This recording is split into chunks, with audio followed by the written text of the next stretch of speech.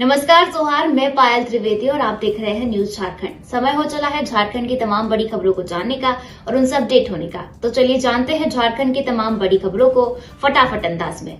इससे पहले अगर आपने हमारे चैनल को लाइक नहीं किया है, सब्सक्राइब नहीं किया है, तो हमारे चैनल को लाइक कर दीजिए, सब्सक्राइब कर दीजिए, साथ ही बेल आइकन को प्रेस कर दीजिए ताकि चैनल से जुड़ी तमाम अपडेट आपको मिलती रहे। और चलिए शुरू करते हैं आज की महत्वपूर्ण और पहली बड़ी खबर से। आज से मैट्रिक की परीक्षा के लिए फॉर्म भरना हुआ शुरू। इस दिन तक कर सकते हैं आवेदन। झारखंड में मैट्रिक की परीक्षा के लिए 30 नवंबर यानी आज से मैट्रिक का फॉर्म जमा होना शुरू हो गया है। 14 दिसंबर तक फॉर्म भरा जाएगा। बिना फाइन के परीक्षार्थी अपना आवेदन इस दौरान भर सकते हैं। जैक ने इस संबंध में पत्र जारी कर दिया है। परीक्षार्थी अपना आवेदन विलंब शुल्क के साथ 15 से 21 दिसंबर के बीच भर सकते हैं। बिना विलंब शुल्क के जमा आवेदन को जिला शिक्षा पदाधिकारी 17 दिसंबर तक सत्यापित करेंगे। वहीं विलंब शुल्क के साथ आए आवेदन का सत्यापन 23 दिसंबर तक होगा। वहीं साल 2024 के इम्प्रूवमेंट परीक्षा के लिए आवेदन आज से ही जमा हो रहा है। परीक्षार्थी अपना आवेदन आयोग की आधिकारिक वेबसाइट www.jscjharkhand.government.in के माध्यम से जमा कर सकते हैं। झारखंड में बोर्ड परीक्षा का आयोजन हर साल फरवरी माह में होता है। इस बार भी परीक्षा का आयोजन इसी माह में होगा। हजारीबाग में स्टूडेंट से भरी गाड़ी दुर्घटनाग्रस्त, 12 जख्मी। पिकनिक के लिए चतरा जा रहे थे स्टूडेंट। गाड़ी पर सवार थे 28 लोग। हजारीबाग में आज शनिवार को स्टूडेंट से भरी एक सवारी गाड़ी दुर्घटनाग्रस्त हो गई। उसमें सवार 1 दर्जन स्टूडेंट जख्मी हो गए। सभी को Sheikh Bhikhari medical college and hospital Hazaribagh भेजा गया। हादसा अनियंत्रित तेज रफ्तार गाड़ी के सड़क किनारे करीब 10 फीट नीचे चले जाने की वजह से हुआ। घटना कटक मसांडी थाना क्षेत्र अंतर्गत कटक मसांडी हजारीबाग मार्ग पर लखनऊ छलटा मोड़ के पास हुई। सवारी वाहन हजारीबाग शहर के मटवारी स्थित कोचिंग संस्थान में पढ़ने वाले 28 स्टूडेंट्स मटवारी से चतरा जिले अंतर्गत तमासीन जलप्रपात पिकनिक के लिए जा रहे थे। लखनऊ छलटा के पास तीखे व घुमावदार मोड़ होने के कारण ड्राइवर अपना संतुलन खो बैठा और गाड़ी सीधे सड़क से नीचे चली गई। घटना के बाद वाहन में सवार रवि रंजन ठाकुर वाहन से कूद गया। उसका सिर पत्थर से जा टकराया और वो गंभीर रूप से जख्मी हो गया, जबकि 11 छात्रों को चोट लगी है। इधर वाहन में सवार मंतोष कुमार, सत्यम कुमार, प्रीति कुमारी ने बताया कि ड्राइवर वाहन तेजी से चला रहा था। इस क्रम में वह संतुलन खो बैठा और हादसा हुआ। जबकि ड्राइवर सुनील कुमार का कहना है कि एक सीट पर 5 से 6 स्टूडेंट जबरदस्ती बैठ गए थे। मैंने काफी मना किया लेकिन वो नहीं माने और मजबूरी में गाड़ी चलाना पड़ा। तेज घुमावदार मोड़ होने के कारण मैं स्टीयरिंग घुमा नहीं पाया और गाड़ी सड़क छोड़ नीचे चली गई। कांग्रेस में कौन कौन बनेंगे मंत्री, नाम अब तक तय नहीं। मंत्रालय के लिए 6:4:1 का फॉर्मूला। अगले सप्ताह कैबिनेट विस्तार।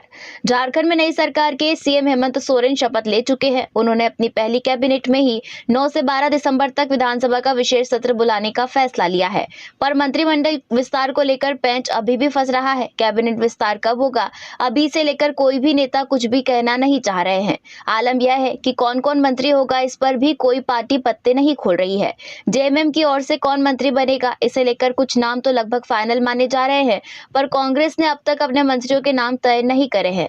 इधर 2 सीट जीतने वाले भाकपा माले ने भी कैबिनेट से दूरी बनाए रखने की बात कही है। हालांकि अभी तक खुलकर यह नहीं कहा है कि वह कैबिनेट में रहेगी या नहीं। आज माले के महासचिव दीपांकर भट्टाचार्य पार्टी के निर्णय साझा करेंगे। पुख्ता सूचना है कि सरकार की विधानसभा सत्र से पहले मंत्रिमंडल विस्तार और कैबिनेट की एक बैठक बुलाने की योजना है। इस विषय को लेकर मुख्यमंत्री ने अपने करीबियों से इसे लेकर सूचना साझा की है। 3 माह के अंदर होगी झारखंड में 28,368 पदों पर नियुक्तियां। रिजल्ट का हो रहा है इंतजार।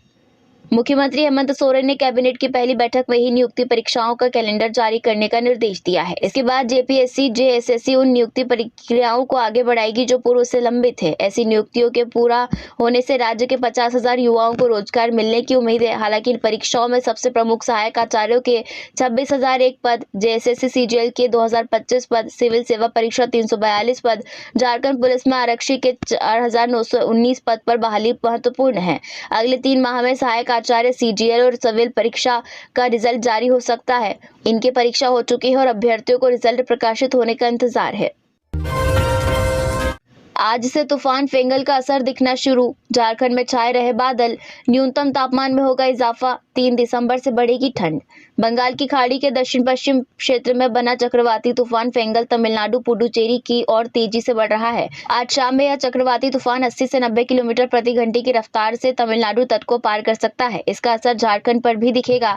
झारखंड के विभिन्न हिस्सों में बादल छाए रहेंगे और धुंध रहेगी। इसका असर शुक्रवार दोपहर से ही देखने लगा।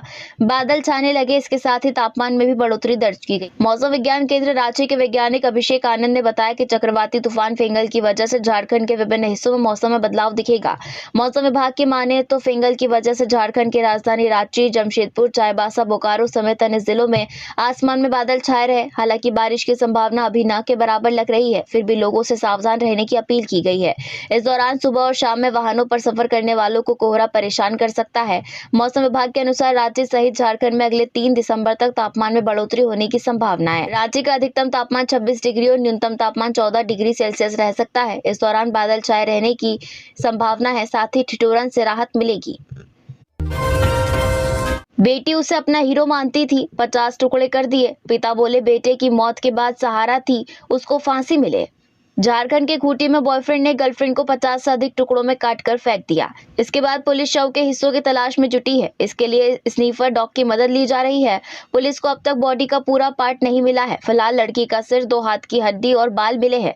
इधर मीडिया कर्मी मृतका गांगी के गांव पहुंचा। यहां उसके माता पिता और चाचा से बात की। बेटी के 50 टुकड़े होने के सदमे में वो अब भी है। गुमसुम रहते हैं। 2 साल पहले अपने इकलौते बेटे को खोने के बाद अब बेटी की जान भी चली गई है। दिव्यांग पिता चापा उराव ने बताया कि 7 नवंबर को गांगी ने कॉल किया था। बोली पापा मैं घर आ रही हूँ। उसके बाद वो वापस नहीं आई। हम लोगों ने कॉल किया तो फोन बंद था। फिर हम लोगों ने सोचा वो नरेश के साथ रह गई होगी। इसके लिए कुछ दिन बाद सूचना मिली कि उसकी हत्या हो गई है। गांगी की हत्या का खुलासा तब हुआ जब एक कुत्ता इंसान की बॉडी के पार्ट को खा रहा था। गांव वालों ने देखा तो पुलिस को सूचना दी। पुलिस ने मौके से फटा हुआ आधार कार्ड भी बरामद किया, जिससे लड़की की पहचान हो सकी। बॉयफ्रेंड नरेश भेंगरा पुलिस की गिरफ्त में है। सरकार गठन के बाद पहला विधानसभा सत्र 9 से, जानिए किस दिन क्या होगा। झारखंड में हेमंत सरकार के गठन के बाद पहला विधानसभा सत्र 9 दिसंबर से शुरू होगा। यह सत्र 4 कार्य दिवसों तक चलेगा। पहले दिन नवनिर्वाचित विधायकों को शपथ दिलाई जाएगी। 10 दिसंबर को विधानसभा अध्यक्ष का चुनाव होगा। 11 दिसंबर को राज्यपाल का अभिभाषण होगा, जो सुबह 11:30 बजे शुरू होगा। उसी दिन सरकार दूसरी पाली में वित्तीय वर्ष 2024-25 के लिए दूसरा अनुपूरक बजट पेश करेगी। सत्र के आखिरी दिन 12 दिसंबर को राज्यपाल के अभिभाषण और अनुपूरक बजट पर चर्चा और बहस होगी। राज्य सरकार ने 9 से 12 दिसंबर तक सत्र बुलाने का प्रस्ताव दिया था, जिसे राज्यपाल संतोष कुमार गंगवार ने मंजूरी दे दी है। बाबूलाल का सीएम से आग्रह, आलू सप्लाई रोक मामले में बंगाल के मुख्यमंत्री से करें बात। झारखंड बीजेपी के प्रदेश अध्यक्ष बाबूलाल मरांडी ने आलू की ट्रांसपोर्टिंग रोके जाने को लेकर पश्चिम बंगाल की सीएम ममता बनर्जी से बात कर जल्द समस्या का निदान करने का आग्रह किया है। बाबूलाल मरांडी ने अपने सोशल मीडिया पोस्ट पर कहा कि पश्चिम बंगाल सरकार ने राज्य से आलू की सप्लाई पर रोक लगाने का आदेश दिया है। सरकार द्वारा आलू का ट्रक झारखंड आने से रोक के निर्णय ने रोजमर्रा की जिंदगी में महंगाई की चिंता बढ़ा दी है। बंगाल से आलू लेकर झारखंड आ रहे सैकड़ों ट्रकों को वापस लौटाया जा रहा है। सब्जी मंडियों में भी महज कुछ दिनों का ही स्टॉक बचा हुआ है। आवक कम होने के कारण आलू की कीमतें आसमान छूती जा रही है और आमजनों के रसोई से आलू गायब होते जा रहा है। मुख्यमंत्री हेमंत सोरेन से निवेदन है कि तत्काल पश्चिम बंगाल की मुख्यमंत्री ममता बनर्जी से वार्ता कर इस समस्या का निदान करें और झारखंड में आलू की पर्याप्त आपूर्ति सुनिश्चित करें, ताकि राज्यवासियों को बढ़ती महंगाई से राहत मिल सके। झारखंड भवन पर बनी सोहराई पेंटिंग हुई इंडिया बुक ऑफ रिकॉर्ड्स में दर्ज। चित्रकार धनंजय को किया गया सम्मानित। दिल्ली के बंगला साहिब रोड में स्थित झारखंड भवन पर बनी सोहराई पेंटिंग झारखंड की लोक कला को एक नई पहचान देने का काम कर रही है। यह पेंटिंग उस रास्ते से गुजरने वालों को अपनी ओर आकर्षित करती है। बता दें कि झारखंड भवन पर बनी सोहराई पेंटिंग को रांची के युवा चित्रकार धनंजय कुमार ने मूर्त रूप दिया है। इस खूबसूरत और लोक कला की कीर्ति बिखेरती पेंटिंग ने एक और कीर्तिमान बनाते हुए इंडिया बुक ऑफ रिकॉर्ड्स में स्थान बना लिया है। जानकारी हो कि झारखंड भवन पर बनी सोहराई पेंटिंग किसी भी इमारत पर बनी आज तक की सबसे बड़ी पेंटिंग है। इस पेंटिंग की ऊंचाई लगभग 110 फीट है, जिसके कारण इसका नाम अब India book of records book में दर्ज हो गया है। वहीं इंडिया बुक ऑफ रिकॉर्ड्स की टीम ने रिकॉर्ड के सत्यापन के बाद पेंटिंग बनाने वाले चित्रकार धनंजय कुमार को रिकॉर्ड का प्रमाण पत्र, मेडल और बुके देकर सम्मानित किया। हजारीबाग में गोली मारकर युवक की हत्या, दरवाजा खोलते ही सिर में गोली मारी, जमानत पर जेल से आया था बाहर। हजारीबाग में बीती देर रात एक युवक की गोली मारकर हत्या कर दी गई। अपराधियों ने उसके सिर में गोली मारी, इससे उसकी मौत हो गई। घटना डाड़ी थाना क्षेत्र अंतर्गत चेपाकला गांव की है। युवक अपराधी छवि का था और 2 साल पहले ही जमानत पर जेल से बाहर आया था। इधर घटना के बाद परिजनों के बीच हड़कंप मच गया। रात में किसी ने दरवाजा खटखटाया तो प्रकाश ठाकुर ने गेट खोला। इसके तुरंत बाद अपराधियों ने प्रकाश को गोली मार दी। घटना की सूचना के बाद पुलिस मौके पर पहुंची और मामले की जांच में जुट गई है। प्रकाश ठाकुर का आपराधिक इतिहास रहा है। हजारीबाग जिला परिषद अध्यक्ष सुशीला देवी के पति लखन साहब पर गोली चलाने का आरोपी था। साथ ही डाड़ी कला स्कूल में ही एक पारा शिक्षक को भी गोली मारने का आरोप था। दोनों मामले में वह जेल में काफी लंबे समय से रहा। इसके बाद जमानत पर जेल से बाहर आया था। गिरिडीह के पपरवा टांड में 2 देशी पिस्तौल और जिंदा कारतूस बरामद। एक को हिरासत में लेकर पुलिस कर रही पूछताछ। गिरिडीह के डुमरी रोड स्थित न्यू समाहरणालय के समीप पपरवा टांड में 2 देसी पिस्तौल के साथ कुछ जिंदा कारतूस मुफस्सिल थाना पुलिस ने शनिवार को बरामद किया है। जानकारी के अनुसार पुलिस ने इसी इलाके के एक अशोक दास को भी पूछताछ में हिरासत में लिया है। दोनों देसी पिस्तौल जहां इसी अशोक दास के दुकान के बगल में एक बोरे में बंद मिला, तो जिंदा कारतूस चंद फासले पर ईंट के ढेर में खोसा हुआ मिला। फिलहाल अशोक दास से पुलिस पूछताछ कर रही है। तो दूसरी तरफ थाना प्रभारी श्याम किशोर महतो ने भी कहा कि मामले में पूछताछ की जा रही है। अब जांच के बाद ही कुछ स्पष्ट हो पाएगा। वहीं अशोक दास को फंसाने के मकसद से दोनों देसी पिस्तौल और जिंदा कारतूस तो नहीं रखा गया। जेपीएससी सहायक अभियंता के विज्ञापन का 6 साल से हो रहा इंतजार। मुख्यमंत्री हेमंत सोरेन से मिलकर लगाई गुहार। झारखंड के इंजीनियरिंग ग्रेजुएट जेपीएससी सहायक अभियंता का विज्ञापन देखने के लिए 2019 से ही इंतजार कर रहे हैं।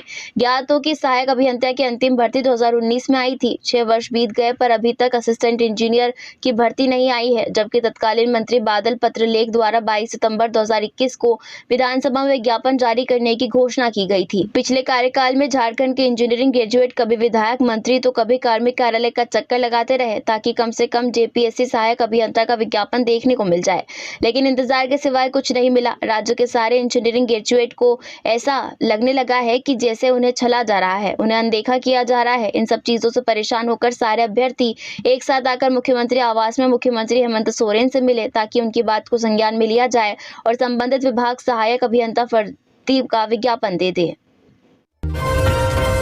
रांची में एनएसजी की टीम ने किया नक्सल विरोधी जंगल अभ्यास, ये होगा फायदा।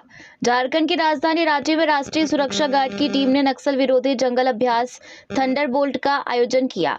यह 27 से 30 नवंबर तक आयोजित किया गया। इस अभ्यास का आयोजन राज्य के बाहरी इलाकों में विभिन्न नक्सल प्रभावित संवेदनशील क्षेत्रों में किया गया था। इस अभ्यास के दौरान नक्सलियों द्वारा अपनाई जा रही नवीनतम कार्यप्रणाली को शामिल करते हुए विभिन्न परिदृश्यों का अनुकरण किया गया। इसका उद्देश्य प्रतिक्रियाकर्ताओं को यथार्थवादी अनुभव प्रदान करना था। बता दें कि इस अभ्यास को आयोजित करने का मुख्य उद्देश्य संभावित नक्सली खतरों का पूर्वानुमान लगाने और मुख्य नक्सल प्रभावित क्षेत्रों में एकीकृत मजबूत सुरक्षा ग्रिड को सक्रिय करने के लिए आवश्यक प्रक्रियाओं का पूर्वाभ्यास करना था। धनबाद एसएनएमएमसीएच में होगी स्थायी चिकित्सकों के रिक्त पदों पर बहाली। 5 और 6 दिसंबर को होगा नियुक्ति साक्षात्कार। भारत की कोयला राजधानी धनबाद के शहीद Nirmal Mahato medical college and hospital SNMMCH में जल्द ही स्थायी चिकित्सकों के रिक्त पदों पर नियुक्ति की जाएगी। इस भर्ती प्रक्रिया के लिए स्वास्थ्य, चिकित्सा, शिक्षा व परिवार कल्याण विभाग की ओर से मंजूरी दे दी गई है।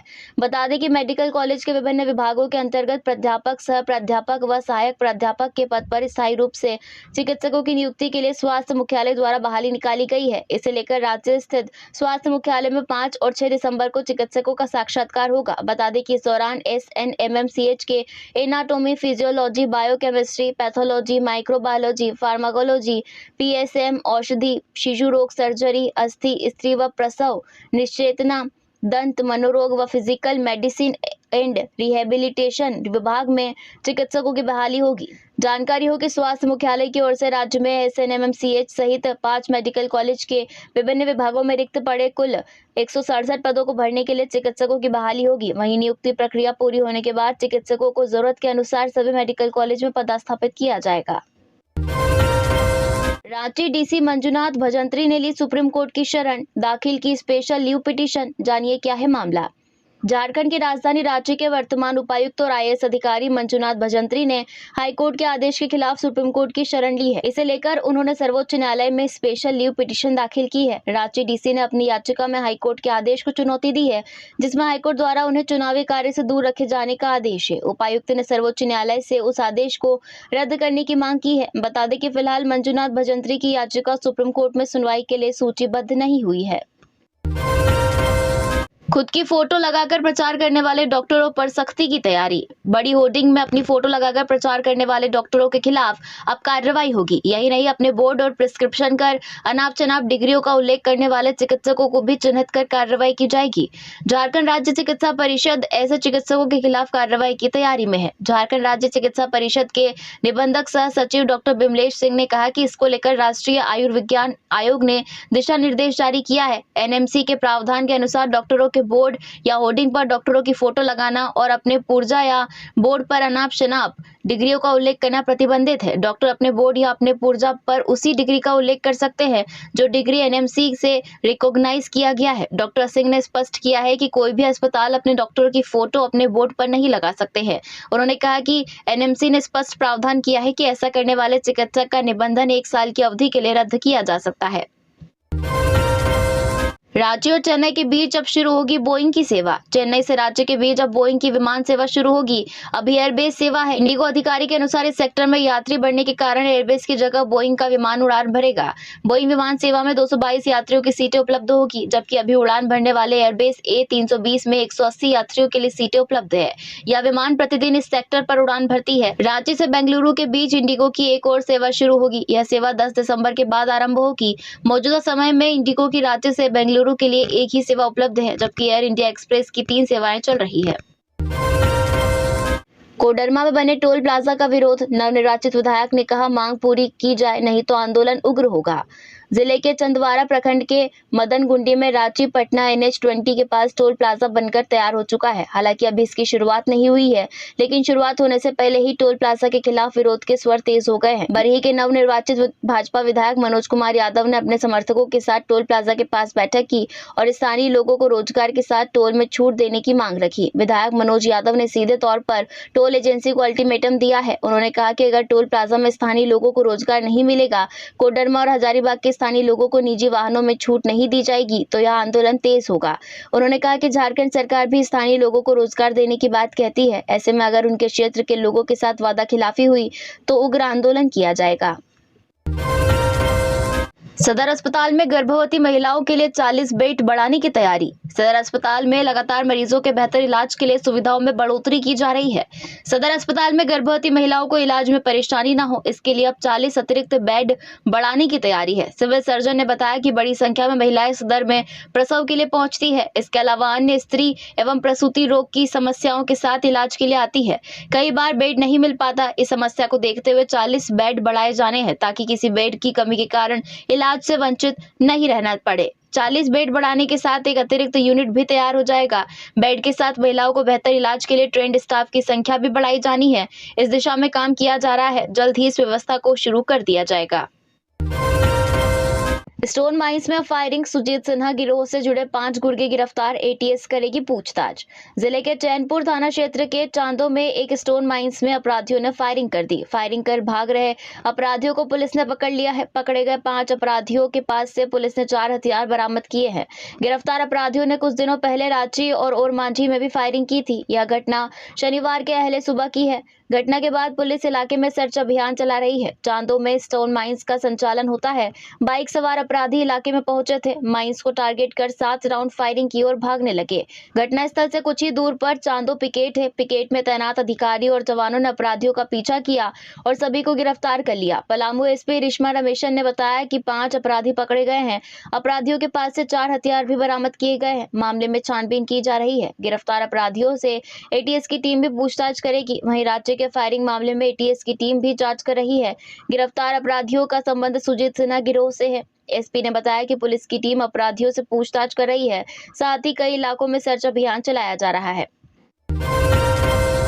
रोपवे के शॉफ्ट में फंसा हाइड्रोजन, हुआ हादसा। देवघर के चित्रकूट पर्वत पर लगेगा रोपवे, हाइब्रिड तकनीक का होगा इस्तेमाल। त्रिकूट पर्वत पर अब हाइब्रिड तकनीक से नई रोपवे लगाई जाएगी। इसमें भारतीय और विदेशी तकनीक को मिलाकर काम किया जाएगा। इंफ्रास्ट्रक्चर में देसी सामान लगाए जाएंगे, जबकि कैबिन में विदेशी सामान लगेंगे। पर्यटन विभाग इस पर काम कर रहा है। पर्यटन विकास निगम की बैठक 4 दिसंबर को बुलाई गई है। इसमें इस मुद्दे का फैसला होगा। सरकार ने राइट्स के सुझाव पर त्रिकूट पर्वत पर नया रोपवे बनाने का प्रस्ताव तैयार किया है। हादसे के बाद राइट्स ने वहां का स्थल निरीक्षण किया, फिर अपना सुझाव झारखंड को दिया। राइट्स की रिपोर्ट में बताया गया है कि त्रिकूट रोपवे 15 साल पुराना हो गया है। पिलर में भी हल्के क्रैक आ गए हैं। ऐसे में वहां की पूरी संरचना को हटाकर नया ढांचा बनाने की जरूरत है। पहले विदेशों में चल रहे रोपवे सिस्टम की तरह भी यहाँ भी सिस्टम लगाने की बात हुई, पर यह काफी महंगा हो रहा था, इसलिए हाइब्रिड सिस्टम पर रोपवे बनाने पर सहमति हुई। त्रिकूट रोपवे हादसा 10 अप्रैल 2022 को हुआ था। इसमें 3 लोगों की मौत हुई थी। हेलीकॉप्टर की मदद से फंसे हुए यात्रियों की जान बचाई गई थी। तो ये थी झारखंड की आज की टॉप बड़ी खबरें। ऐसे ही झारखंड की टॉप बड़ी खबरें और छोटी खबरें जानने के लिए हमारे चैनल न्यूज झारखंड को सब्सक्राइब करें और बेल आइकन को प्रेस करें। धन्यवाद।